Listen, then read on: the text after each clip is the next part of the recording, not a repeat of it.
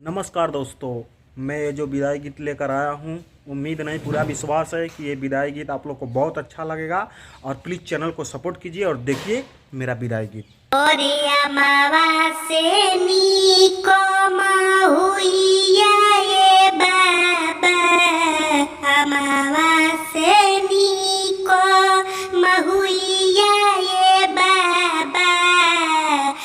अरे बाबा महुआ नु लगी गईले को सजन लोभावा घेरी अइले हो।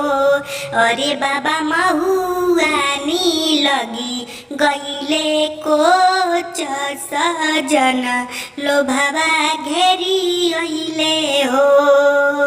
अरे कोठा के ऊपर महलिया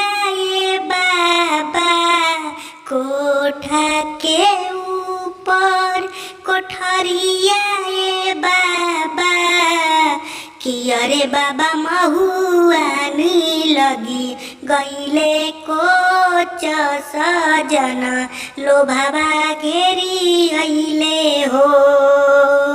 बचपन में बाबा हमके गोदिया में खेलवाला, बचपन में बाबा हमके गोदिया में खेलवाला कि अरे पापा बड़े हो तो दिल बिसराई सजन लोभावा घेरी अइले हो।